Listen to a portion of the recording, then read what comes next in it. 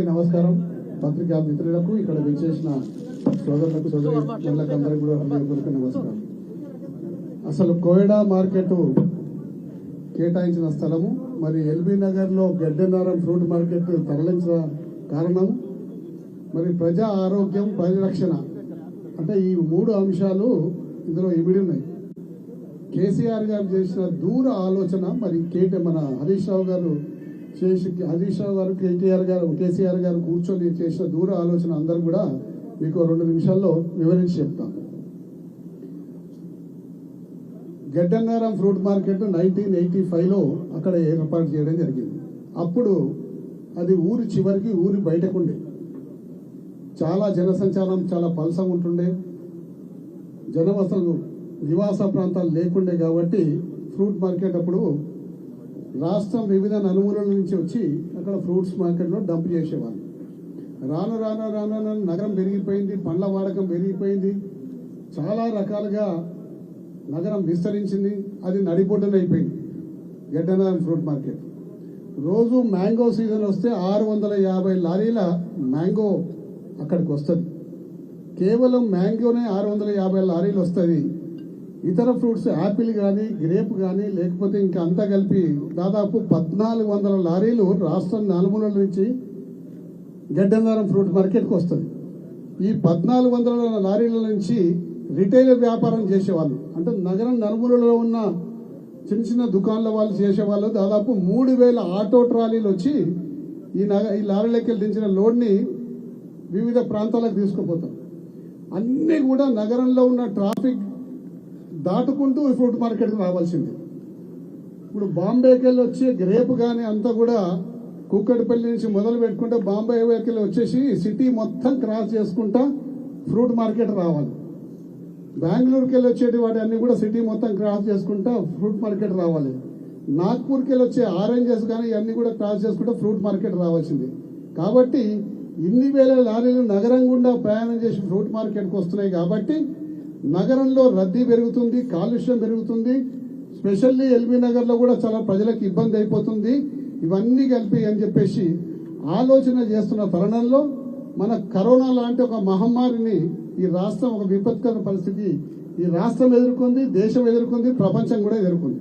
కాబట్టి అటువంటి పరిస్థితుల్లో ఆరోగ్య శాఖ మంత్రి అయిన హరీష్ రావు గారు, మరి కేసీఆర్ గారు కూర్చొని ఏం చేసిందంటే, అప్పుడు జరిగిన అనుభవంతో, అప్పుడు మనకు జరిగిన అనుభవం ఏంది, ఎన్ని హాస్పిటల్ పెట్టినా కానీ, ఎన్ని ప్రభుత్వ హాస్పిటల్ ఉన్నా కానీ బెడ్లు దొరకకపోగా, ఆక్సిజన్ సిలిండర్ దొరకకపోగా, చాలా మంది స్ట్రెచర్స్ మీద వైద్యం చేసి, చాలా మంది స్ట్రెచర్ మీద చనిపోయిన సందర్భాలు, అనుభవాలు మనకంతా కూడా గుర్తొస్తున్నాయి.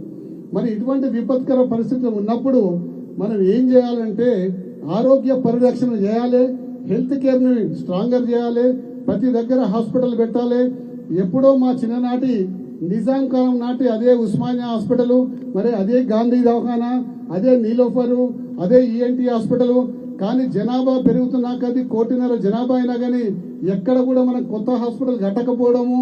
కాబట్టి రాబోయే తరానికి మంచి ఆరోగ్య పరిరక్షణ ఉండాలంటే మనం కొత్త హాస్పిటల్ కట్టాల్సిన తరుణం ఏర్పడుతుందని చెప్పి ఆలోచన చేస్తున్న తరుణంలో ఈ ఫ్రూట్ మార్కెట్ షిఫ్టింగ్ ఒక విషయం ఆ చర్చలో మధ్యలో ముఖ్యమంత్రి గారు మరి హరీష్ రావు గారి మధ్యలో చర్చ జరిగింది. చర్చ జరిగినప్పుడు మరి ఫ్రూట్ మార్కెట్ షిఫ్ట్ చేసి 170 ఎకరాలను ఇక్కడ మనం శాంక్షన్ చేసినాము. ఈ శాంక్షన్ చేసినాం కాబట్టి ఇక్కడికి తరలిస్తే మరి అక్కడ హాస్పిటల్ కట్టొచ్చు, కొన్ని వేల మందికి వైద్యం చికిత్స చేయొచ్చు. ఇక్కడ నల్గొండ జిల్లాకి వెళ్ళి, అక్కడ వరంగల్కి వెళ్ళి, ఇక్కడ రంగారెడ్డి జిల్లాకి వెళ్ళి అందరూ కూడా అక్కడికి వచ్చి వైద్యం చేసుకునే అవకాశం ఉంటుంది. తద్వారా ప్రజా ఆరోగ్యం మెరుగుపడుతుందని చెప్పి ఆలోచన చేసి ఆ ఫ్రూట్ మార్కెట్ని అక్కడి నుంచి ఖాళీ చేపించి ఇక్కడ పెడదామని చెప్పేసి ఆలోచన చేయడం జరిగింది. మరి ఇక్కడ పెడదామని ఆలోచన చేసినప్పుడు అన్ని కూడా సమగ్రంగా చర్చ చేసిండ్రు. సమగ్రంగా చర్చ చేసి ఇక్కడ పెట్టడం వల్ల ఏ రాష్ట్రం నుంచి ఏ ఫలాలు వచ్చినా, ఏ పండు వచ్చినా, బాంబేకి వెళ్ళి గ్రేప్ వచ్చినా, మరి అలాగే నాగ్పూర్కి వెళ్ళి ఆరెంజ్ వచ్చినా, లేకపోతే ఆంధ్రాకి వెళ్ళి మ్యాంగో వచ్చినా, నగరంలోకి ప్రవేశించకుండా, నగర ట్రాఫిక్ నుండి ప్రయాణించకుండా ఔటర్ రింగ్ రోడ్ తీసుకొని పండ్ల మార్కెట్ డంప్ చేసి మళ్ళీ ఔటర్ రింగ్ రోడ్ తీసుకొని మళ్ళీ వాళ్ళ ప్రాంతాలకు వెళ్ళిపోయే అవకాశం ఉంటుంది. తద్వారా నగరంలో ఉన్న రోడ్ల మీద రద్దీ తక్కువైతుంది, కాలుష్యం తక్కువైతుంది, రైతులకు కూడా ఈజీ అవుతుంది. ఎందుకంటే అంతర్జాతీయ ప్రమాణాలతో కట్టాలి. పండ్లు వచ్చినప్పుడు ఒక వారం రోజులు నిల్వ ఉండాల్సిన పరిస్థితి వస్తుంది. కోల్డ్ స్టోరేజ్ ఫెసిలిటీస్ లేవు, ఎక్కడ కూడా కోల్డ్ స్టోరేజ్ ఫెసిలిటీస్ పెట్టడం వల్ల ఇక్కడ పండ్లు వారం నుంచి 10 రోజుల దాకా ఇలా నిల్వ ఉంచే అవకాశం ఉంటుంది. తద్వారా రైతులు లాభపడతారు. అలాగే రైతులకు అవగాహన సదస్సులు నిర్వహిస్తూ ఒక పెద్ద స్టేడియం లాంటిది, ఇండోర్ స్టేడియం లాంటిది, ఇండోర్ హాల్ లాంటిది కూడా కట్టాలి. ఎప్పుడు కూడా పండ్ల పంటలు వేసినప్పుడు ఆ పండ్ల పంటలకు తగు చర్యలు ఏ విధంగా తీసుకోవాలి, ఏ విధంగా అయితే ఈల్డ్ బాగా వస్తుంది, ఇవన్నీ అవగాహన సదస్సుల కోసం ఈ 170 ఎకరాల స్థలాన్ని ఇక్కడ కేటాయించి అంతర్జాతీయ ప్రమాణాలతోటి డిజైన్ చేపించి దాదాపు 350 కోట్ల రూపాయలని బ్యాంకులో డిపాజిట్ చేసి ఇక్కడ ఈ స్థలం కడదామనుకున్న తరుణంలో మరి కేసీఆర్ గారు మరి హరీష్ రావు గారు మళ్ళీ కూర్చొని కేవలం పండ్ల మార్కెట్ నే పెడితే బాగుండదు, మరి పండ్ల మార్కెట్ తో పాటు ఇవాళ మీకు అందరికీ కూడా తెలిసిన విషయమే రామ్ నగర్ లో ఉన్న మన చేపల మార్కెట్, దాని పరిస్థితి ఏ విధంగా కూడా ఉన్నదో మీకు అందరికీ కూడా తెలుసు. అక్కడ ఎటువంటి వసతులు లేవు. రోడ్ల మీద కూర్చొని చేపలు అమ్ముతుంటారు, రోడ్ల మీద కూర్చొని చేపలు అమ్మి అక్కడనే గడుగుతారు, అక్కడనే సామాను వదిలిపెట్టిపోతారు. చాలా జిగుప్సాకరమైన వాతావరణం ఉంటుంది. కాబట్టి ఒక అంతర్జాతీయ ప్రమాణంతో ఒక ఫిష్ మార్కెట్ ఏర్పాటు చేయాలి. ఇవాళ మోజంజాయి మార్కెట్ లో పూల మార్కెట్ ఉన్నది. పూల మార్కెట్ మనం చిన్నగా ఉన్నప్పటి నుంచి చూస్తున్నాము. ఆడికెళ్ళి గుడ్డి మల్కాపురం ఉంది, మోజంజాయి మార్కెట్ లో అమ్ముతారు. అది కూడా అక్కడికి ఇక్కడ షిఫ్ట్ చేయాలి. ఆ పక్కకున్న 100 ఎకరాలు తీసుకోవాలి, అది కూడా షిఫ్ట్ చేయాలి. అలాగే మహబూబ్ మెన్షన్ గంజిలో మీకు అందరూ తెలుసు, ఉల్లిగడ్డ, అల్లం, ఎల్లిపాయ, మిర్చీలంతా కూడా ఆడికి వస్తుంది. అక్కడ కూడా మరి వివిధ రాష్ట్రాల నుంచి లారీలు వస్తాయి, మిర్చి లారీలు, అక్కడ కూడా రద్దీ పెరుగుతుంది. దీనికి అనుసంధానంగా పక్కకు కూడా అది కూడా పెడితే ఈ ప్రాంతం అంతా కూడా చాలా అభివృద్ధి చెందుతుంది. ఈ ప్రాంతంలో 1960లో రియల్ ఎస్టేట్ వ్యాపారం మొట్టమొదట మొదలైంది విజయవాడ హైవే కింద, ఇక్కడే మొదలైంది. అప్పుడు కోకాపేట లేదు, మంచినీరు లేదు, నార్సింగ్ లేదు, ఎక్కడ లేదు. ఇక్కడ బాగా వ్యాపారం, రియల్ ఎస్టేట్ వ్యాపారం జరుగుతుంది. అప్పటి నుంచి రియల్ ఎస్టేట్ వ్యాపారం జరిగింది కాబట్టి ఇక్కడ పెద్ద పెద్ద ఎకరాల పీసు దొరికాయి. ఏం దొరికినా 5-10 ఎకరాలే దొరుకుతాయి. ఈ ప్రాంతంలో రియల్ ఎస్టేట్ వ్యాపారం అప్పుడే బాగుండే. మళ్ళా రెండో విడత 2004లో రియల్ ఎస్టేట్ వ్యాపారం పుంజుకున్నప్పుడు ఈ ప్రాంతంలో పెద్ద స్థలాలు లేకపోవడం వల్ల అది పడమరకు షిఫ్ట్ అయిపోయింది. కోకాపేటలో, మంచిరేవులలో రైతులంతా బాగుపడ్డారు, ప్లాట్లలో బాగుపడ్డారు. కొన్ని 100 కోట్ల రూపాయల ఎకరాలు పోతున్నాయి. డెవలప్మెంట్ అయింది, ఐటీ శాఖలు వచ్చినాయి, అన్ని వచ్చినాయి, ఐటీ ఆఫీసులు వచ్చినాయి. మరి ఈ ప్రాంతంలో మరి ఇటువంటి కార్యక్రమాలు చేద్దామంటే ఎక్కడ కూడా స్థలాలు లేకపోవడం వల్ల కనీసం ఈ ప్రాంతాన్ని ఈ విధంగా అభివృద్ధి చేస్తే దీని ఇంపాక్ట్ దాదాపు ఒక 25 నుంచి 30 కిలోమీటర్లు చుట్టుపక్కల అంతా కూడా పడతాయి. తద్వారా ఈ ప్రాంతాలన్నీ కూడా డెవలప్ అవుతాయని ఆలోచన చేసి ఫ్రూట్ మార్కెట్ తో పాటు చేపల మార్కెట్, మరి పండ్ల మరి పూల మార్కెట్, అలాగే మహబూబ్ మెన్షన్ గంజి కూడా ఇక్కడ తీసుకొచ్చి ఒక అంతర్జాతీయ ప్రమాణాలతో మార్కెట్ చేయడం వల్ల ఈ ప్రాంతం బ్రహ్మాండంగా డెవలప్ అవుతుంది. తద్వారా మరి అలాగే ఇంకా బాగా అభివృద్ధి చెందుతుందని ఆలోచన చేసి మరి ఇంత స్థలంలో ఒక 10 ఎకరాల్లో మళ్ళీ ఇక్కడ కూడా ఒక 100 పడకల హాస్పిటల్ ఏర్పాటు చేద్దామని చెప్పి ఆ రోజు హరీష్ రావు గారు, కేసీఆర్ గారు నిర్ణయించుకోవడం జరిగింది. 100 పడకల హాస్పిటల్ ఇక్కడ ఏర్పాటు చేస్తే ఈ చుట్టుపక్కల ఉన్న ప్రాంతాల్లో ఈ యొక్క మార్కెట్లు ఏర్పాటు చేసిన కొన్ని వేల మంది ఇక్కడికి రాకపోకలు రైతులు సాగిస్తుంటారు. కాబట్టి ఇక్కడ నివసిస్తున్న కోయడా ప్రజలకు కానీ, పెద్దంబర్పేట ప్రజలకు కానీ, మరి చుట్టుపక్కల ఉన్న గ్రామాల ప్రజలకు కానీ, మరి ఇక్కడికి వచ్చే రైతులకు కానీ అందరు కూడా ఈ హాస్పిటల్ కూడా ఉపయోగపడుతుందని చెప్పి ఒక రాబోయే కాలానికి ఒక బ్రహ్మాండమైన ఆలోచన చేసి ఈ మార్కెట్ స్థలాన్ని ఇక్కడ ఏర్పాటు చేసింది. కానీ ఇక్కడ ఏర్పాటు చేసిన మార్కెట్ స్థలం యొక్క ఈ ల్యాండ్ మీద ఈ ప్రభుత్వానికి కన్నుబడ్డది. 20 కోట్లు, 10 కోట్ల నుంచి 20 కోట్ల రూపాయల ఇలా ఈ ఇక్కడ ధర వలుకుతుంది. కాబట్టి టీజీఐసీకి దీనికి అప్పచెప్పేసి దీన్ని 50-60 లక్షలకు ఎవరికైనా అలాట్ చేసేసి మిగతా పైసలు దండుకోవాలన్న ఒక దురాలోచనతో ఈ మార్కెట్ నుంచి ఇక్కడి నుంచి షిఫ్ట్ చేస్తున్న సంగతి మీరు గ్రహించాలని చెప్పి సందర్భంగా మనవి చేసుకుంటా ఉన్నాం. ఇంత బ్రహ్మాండమైన స్థలాన్ని వదిలిపెట్టి మళ్ళా ఎక్కడో స్థలం ఇస్తే ఇలా ఏం కావాలి రైతులు, మరి అలాగే పండ్ల మార్కెట్ వ్యాపారస్తులు ఏం కావాలి.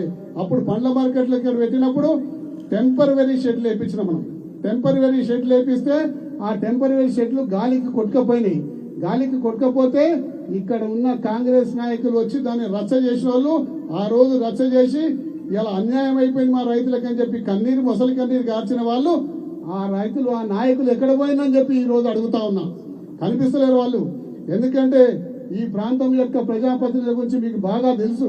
ఎందుకంటే ఈ ప్రాంతం ప్రజాప్రతినిధి భారతదేశ వ్యాప్తంగా చాలా ఫేమస్ అయిన మనిషి. భారతదేశ వ్యాప్తంగా చాలా ఫేమస్ అయిన మనిషి. ఎక్కడ పోయినా సరే ఏమైనా సరే ఏదంటే ఒక ఇడ్లీ బండిని వదిలిపెట్టాడు, ఒక ఫుట్పాత్ పండ్ల మార్కెట్ ను ఒక పండ్ల మీద వీధి మీద వ్యాపారం చేస్తూ ఒక అరటిపండి బండిని వదిలిపెట్టాడు. అక్కడి నుంచి మొదలు పెట్టుకుంటే వైన్ షాపులు, రిసార్ట్లు, చిల్లర కిరాణా దుకాణాలు, ఆఖరి మిర్చి బండిని కూడా వదిలిపెట్టాడు. ఇది భారతదేశ వ్యాప్తంగా పేరెందుకున్న ప్రజాప్రతినిధి. భారతదేశంలో ఎన్ని రాష్ట్రాలు ఉన్నాయో తెలియదు కానీ మొత్తం ఆయనకు, కానీ అన్ని రాష్ట్రాల్లో ఉన్న శాసనసభ్యులలో నెంబర్ 1 శాసనసభ్యుడు.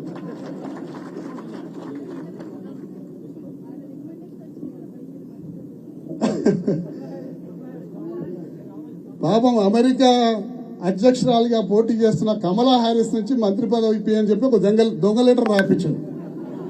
అంత పెద్ద గొప్ప గనుడు. మరి ఆయన కన్ను ప్రభుత్వం కన్ను పడి ఈడికెళ్ళి దీన్ని షిఫ్ట్ చేసి ఇంకో దగ్గర పోతే ఇది అమ్మకదొబ్బుదామని చెప్పేసి ఒక ఆలోచన చేసిండు.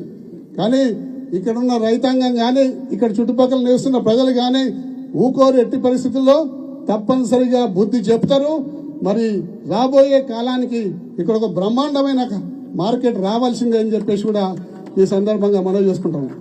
మరి మంచిరెడ్డి కిషన్ రెడ్డి గారు ఆ రోజు శాసనసభ్యుడిగా ఉన్నప్పుడు వారి ఆధ్వర్యంలో వారి చొరవతోటి నిరంజన్ రెడ్డి గారు ఆ రోజు వచ్చి 2022 ఫిబ్రవరి 22 తారీఖు నాడు మనం ఒక శిలాఫలకము అక్కడ వేయడం జరిగింది. మార్కెట్ ని 350 కోట్ల రూపాయలు కేటాయించి శిలాఫలకం వేసాం. ఆ శిలాఫలకం లాగానే ఉంది. ఇప్పటి వరకు అభివృద్ధికి నోచుకోలేదు.